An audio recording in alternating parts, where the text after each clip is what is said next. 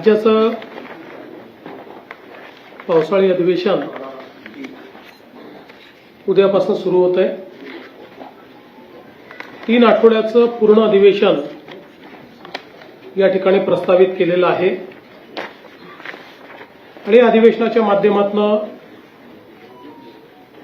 सर्वसामान्य नागरिकांचे प्रश्न सुटावेत या दृष्टीनं सकारात्मक चर्चा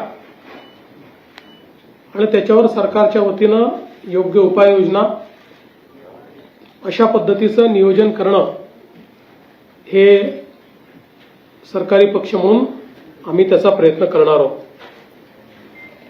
खरं म्हणजे आजही आमच्या विरोधी पक्षांनी चहापानावर बंदी घातली किंवा चहापानावर बहिष्कार घातला। खरं तर ते चर्चेला आले असते तर काही गोष्टींवर चर्चा झाली असती, काही विचार विनिमय झाला असता, पण त्याऐवजी त्यांनी 6 पानाचं एक पत्र आम्हाला दिलं आहे। एक गोष्ट चांगली आहे की मागच्या वेळी पत्रावर सह्या नाहीत अशी टीका झाल्यामुळे यावेळी पत्रावर सह्या दिसतायत, पण आपल्यापैकी ज्यांनी पत्र बघितलं असेल त्यांच्या लक्षात येईल की आधीच सगळ्यांच्या सह्या वेगळ्या पानावर घेऊन ठेवल्या आहेत आणि त्याच्यावर 6 पानाचं पत्र जोडलेलं आहे। त्याच्यामुळे हरकत नाही, पण किमान म्हणजे काहीतरी आमचे विरोधक लक्षात घेत आहेत, ही अतिशय चांगली गोष्ट आहे।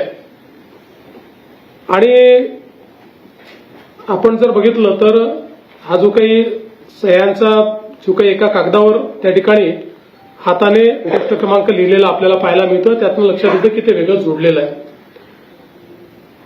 आपण जर हे पत्र बघितलं, मला थोडी शंका आली म्हणून मी जरा चेक केलं तर माझ्या लक्षात आलं की हे पत्र देखील ChatGPTने तयार केलं आहे। याचा उपयोग करून म्हणजे पत्र हे तयार करण्याकरता आता विषय राहिले नाहीत, कल्पकता राहिली नाही किंवा प्रश्नाचं आकलन जे आहे ते आकलन राहिलेलं नाही, त्यामुळे एआयचा उपयोग करून पण मला या गोष्टीचा आनंद आहे की किमान टेक्नॉलॉजीचा उपयोग हे विरोधक करायला लागलेले आहेत। ही चांगली गोष्ट आहे। आपल्यापैकी प्रत्येकालाच तंत्रज्ञानाचा उपयोग केला पाहिजे। येणारा जमाना एआयचा असल्यामुळे येणारी आव्हानं लक्षात घेत विरोधकांनी आतापासून त्याचा उपयोग सुरू केला, त्याबद्दल मी त्यांचं अभिनंदन देखील या निमित्ताने करतो। आणि खरं तर आपण बघितलं पाहिजे की आता या ठिकाणी यावेळी जयंतराव वेळेवर पोहोचले या पत्रकार परिषदेमध्ये, कारण आपण कनेक्टिंग लिंक तयार केलेली असल्यामुळे ते कुठेही ट्रॅफिकमध्ये अडकले नाहीत आणि या ठिकाणी ते पोहोचले। फक्त आता अल निनोला देखील आमच्याशी जोडण्याचा प्रयत्न त्यांचा चाललेला आहे। ही देखील अतिशय आनंदाची गोष्ट आहे की हे पण जर त्यांनी ChatGPTला विचारलं असतं तर अशा प्रकारचे स्टेटमेंट्स त्यांनी केले नसते। आणि आपल्याला कल्पना आहे की भास्करराव अलीकडच्या काळात खूप रागवतात। तुम्ही कालच बघितलं असेल की ते आपले मिलिंद नार्वेकर यांनी 2-4 वेळा हॉर्न वाजवल्यानंतर भास्कररावांनी त्यांचंच ऑपरेशन तुडवा करून टाकलं।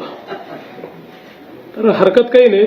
मला असं वाटतं की आता एकूणच या संपूर्ण पत्रकार परिषदेमध्ये कोणताही नवा विषय हा विरोधक मांडू शकलेले नाहीत।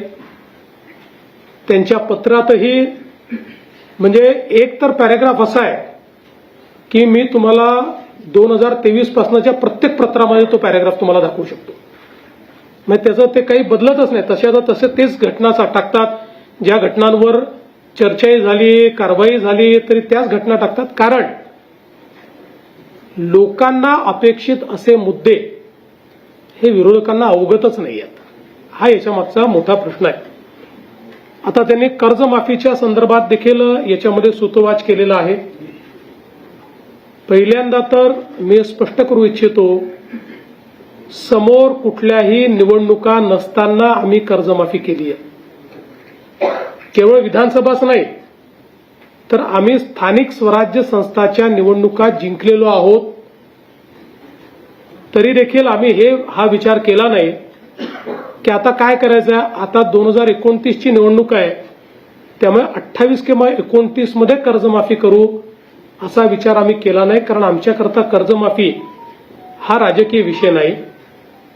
आमच्याकरता कर्जमाफी ही शेतकऱ्यांकरता एक आपल्याला आमचा शेतकरी जगला पाहिजे, आमच्या शेतकऱ्याला पुन्हा कर्ज घेण्याची शक्ती प्राप्त झाली पाहिजे, याकरताचं एक इन्स्ट्रुमेंट, एक उपकरण म्हणून आम्ही कर्जमाफीकडे पाहतो. यापूर्वीही जेव्हा आम्ही कर्जमाफी केली होती तेव्हाही मी सांगितलं होतं की कुठल्याच कर्जमाफीने शेतकरी कधी श्रीमंत झाला नाही. कर्जमाफी हा काही परमनंट उपाय पण नाही, पण परिस्थिती अनुरूप आपल्याला कर्जमाफी करावी लागते, कारण त्याशिवाय त्या कर्जाच्या नेटमध्ये पुन्हा आपल्याला शेतकऱ्यांना आणता येत नाही. पण हे करत असताना यावेळी आपण एक कमिटी तयार केली आणि त्या कमिटीला हे काम दिलं होतं की त्यांनी शॉर्ट टर्मच्या उपाययोजना, लॉंग टर्मच्या उपाययोजना, बँकिंग सिस्टीमवर त्याचा होणारा परिणाम, या सगळ्या गोष्टीचा विचार करून त्या संदर्भातला रिपोर्ट द्यावा. समितीच्या रिपोर्टच्या आधारावर काही निकष आपण यामध्ये टाकलेले आहेत, पण मला असं वाटतं की आज आपण जर विचार केला तर 36,585 कोटी रुपये आणि 56 लाख शेतकऱ्यांना या कर्जमाफीचा लाभ होणार आहे. आणि हा जो आकडा आहे आतापर्यंतच्या झालेल्या कर्जमाफींमधला सगळ्यात मोठा आकडा आहे. सर्वात जास्त बेनिफिशरीज आतापर्यंतच्या कर्जमाफीमधले या कर्जमाफीत असणार आहे.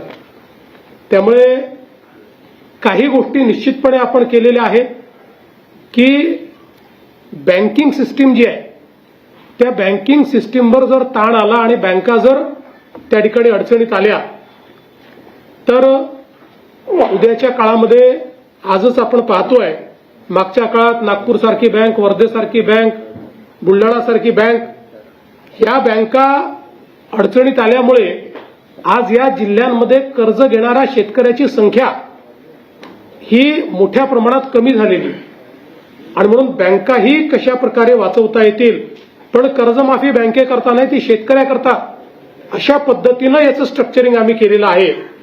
आणि म्हणून हे आता 2 लाखाचं सांगतात, मागच्या काळामध्ये 2 लाखाच्या वर 2 रुपये झाले तरी यांनी कर्जमाफी दिलेली नाही. आम्ही मात्र वरचे पैसे भरले तर 2 लाख रुपये त्याच्या खात्यामध्ये भरतो आणि तेही 10% शेतकरी आहेत.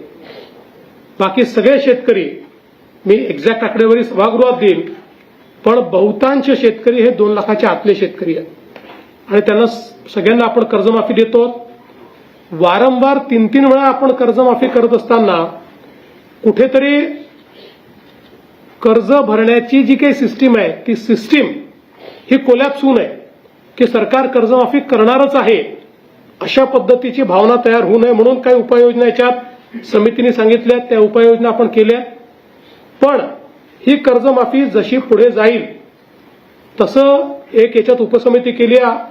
मी आणि दोन्ही उपमुख्यमंत्री आणि काही मंत्री त्या उपसमितीत आहेत. आम्हाला सगळे अधिकार हे या उपसमितीला मिळालेले आहेत. या उपसमितीच्या माध्यमातून ही कर्जमाफी पुढे जात असताना ज्या ज्या अडचणी येतील किंवा जिथे कुठे असं वाटतंय की शेतकऱ्यावर अन्याय होतोय किंवा काही बदल करण्याची आवश्यकता आहे, ते सगळे अधिकार आम्हाला दिलेले आहेत.